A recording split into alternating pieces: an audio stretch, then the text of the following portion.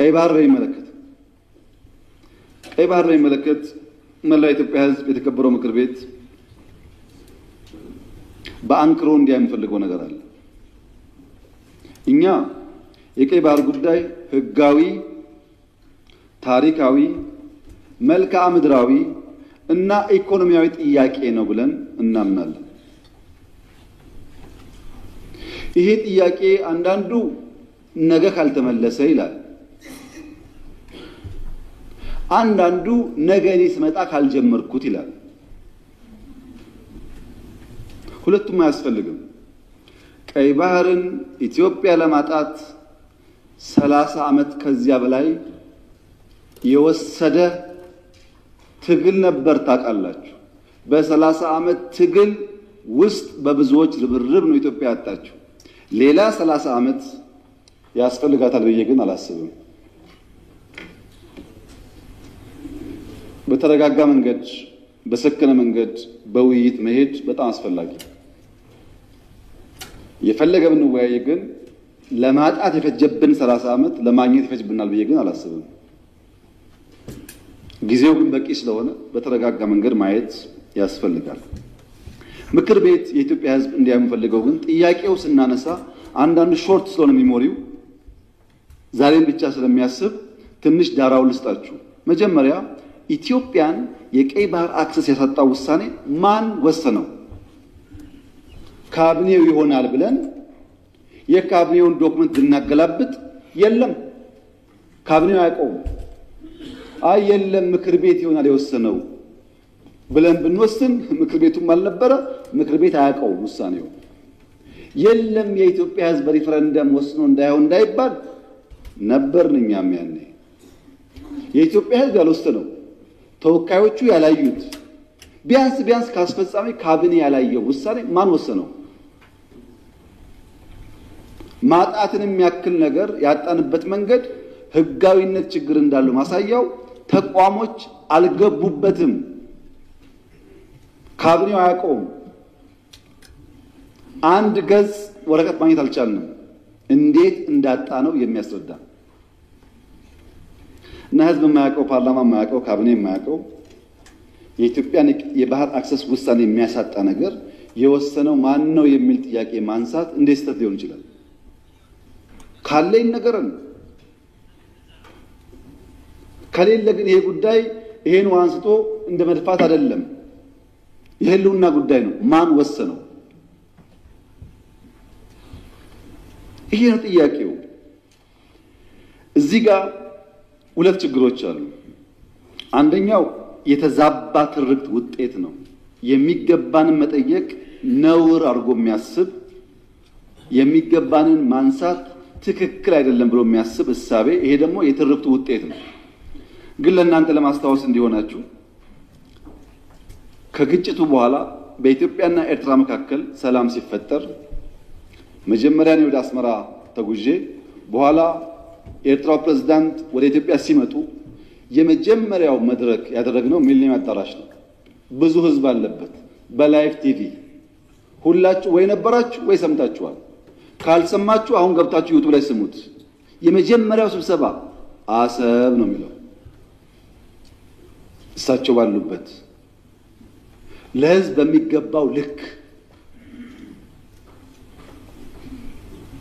የረሳችሁን ለማስታወስ ብቻ ነው። ኤርትራ ስመላለስ አስመራን ካየው በኋላ ከክቡር ፕሬዝዳንቱ ጋር አሰብ መሄድ ፈልጋለሁ ብዬ አሰብ ሄጄ ነበረ። አሰብ ባህሩ ጋር ቆመን ያወራነው ምንድን ነው? ስለ ፖርት ነው። ተመልሳችሁ ማየት ትችላላችሁ።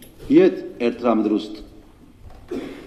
ሶስተኛ የመደመር ትውልድ መጽሐፍ ላይ በግልጽ ጂኦፖለቲክስን አስፍሬ የአሰብ ጉዳይ አስቀምጬ ለኤርትራ ባለስልጣናት በስጦታ ልኬላቸዋለሁ። ሚስጥር እኮ አይደል፣ ያውቁታል። ለሁሉም ልኬላቸዋለሁ። አራተኛ እናንተ የምታውቁት የዛሬ 6 ዓመት 5 ዓመት ባህር ኃይል አቋቁመናል እና ምን እዚህ ውስጥ ነው ባህር አቋቁመን ነው?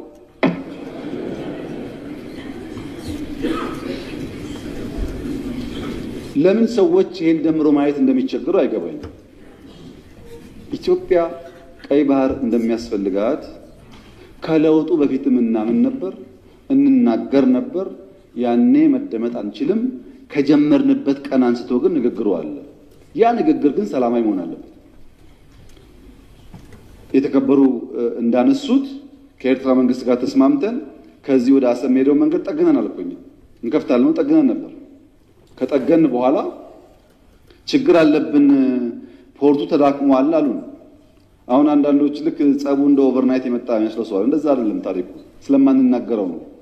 መንገድ ጠግነን ከጨረስን በኋላ ፖርቱ ችግር አለበት ሲሉ የጋራ ወዳጅ የሆነ ሀገር ለምነን ጄኔሬተር እና ክሬን በእርዳታ ወደ ኤርትራ እንዲመጣ አድርገን አሰብ ፖርት ሲደርስ የኤርትራ መንግስት አልፈልግም ብሎ መለሰ።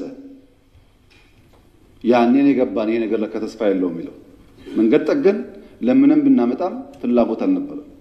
ወደ ኤርትራ ልክ እንደ ሱዳን ልክ እንደ ጅቡቲ በእኛ ውጪ ፓወር ትራንስሚሽን ቀጥለን ፓወር እንስጣችሁ ጄኔሬተር አትጠቀሙ ብለንም ቆይ እናስብበት ነው የተባለው። አሰብ ሲሄድ የአሰብ ከተማ ቅድም ብያችኋለሁ፣ ኢትዮጵያ ውስጥ የቤት ችግር አለ። 1.5 ሚሊዮን ቤት መገንባት አለብን ብያችኋለሁ። አሰብ ሲሄድ ቤት አለ፣ በር አለ፣ ሰው የለም። ይሄ እውነተኛ ታሪክ ነው። ይሄንን ከተማ መልሰን ህይወት እንስጠው፣ ስራ ነው ህይወት የሚያመጣለት የሚል በየጊዜው ተነጋግረናል። ሁሉም ኢንቮይ የሚሄደው ተወያይቶበታል። በኤርትራ በኩል በግልጽ ባላወቅነው መንገድ ለዚያ ጉዳይ ምላሽ ለመስጠት ብዙ ዝግጁ አልነበሩም። እሱ ቀርቶ የከፈትናቸው ወደቦች፣ ድንበሮች በሰሜን የከፈትናቸው ወዲያው ተዘጉ። ታስታውሱ ከሆነ የተዘጉት እኮ አሁን አይደለም። እናንተ ችግር እንዳለ ሳትሰሙ ነው የተዘጉት። እና የኤርትራ ህዝብ አሁንም ወንድም ህዝብ ነው፣ ምስኪን ህዝብ ነው፣ አገሩን ለቆ የተሰደደ ያለ ህዝብ ነው። ከዚህ ህዝብ ጋር በጋራ መስራት መተባበር ፍላጎታችን ነው። በፍጹም የውጊያ መሻት የለንም። በህጋዊና ንግግር ሊፈታ ይችላል ነው። ለብዙ ሀገራት በተናጠል ተናገር ያለው ምክር ቤት መስማት ከፈለገ ግን ለአሜሪካ፣ ለቻይና፣ ለራሻ፣ ለአውሮፓ፣ ለአፍሪካ አሁን በተከበረው ምክር ቤት መግለጽ ፈልጎ ነገር የኢትዮጵያ የቀይ ባህር አክሰስ ጉዳይ አይቀሬ ስለሆነ ቅድሚያ የሚሰጠው ሰላምና ንግግር ስለሆነ እባካችሁን ሸምግሉንና መፍትሄ አምጡልን። ይሄው ጥያቄያችን ነው። አሁን ሸመግልላችኋለን ሰላም ያስፈልጋል እያሉ ማዘናጋት ከሆነ ግን ብዙ መሄድ አይመስለኝም። ይሄ እኔ ስለፈለጋችሁ አይደለም፣ ናቹራሊ አይሆን ነገር ይሄው በአንድ ቀንም አንመልሰውም፣ በአንድ ቀንም አላጣ ነው። ናቹራል ሂደቱን ተከትሎ ይሄዳል። እዛው ላይ ጥያቄው የተነሳው የውስጥ አጀንዳን ዳይቨርት ለማድረግ ነው ያሉት የተከበሩት። በእርግጥ ይሄን ነገር ከኤርትራውያን ሰምተናል፣ ብዙ ጊዜ ነግረውናል። ለምን ምክር ቤት እንደመጣ አላወቅኩም እንጂ ኤርትራውያን ይሄ ጉዳይ የሚነሳ ያለው የውስጥ ጉዳያቸውን ዳይቨርት ለማድረግ ነው ብለውናል። እንዴት ዞሮ እዚህ እንደመጡ ባይገባኝም ማለት ነው። እና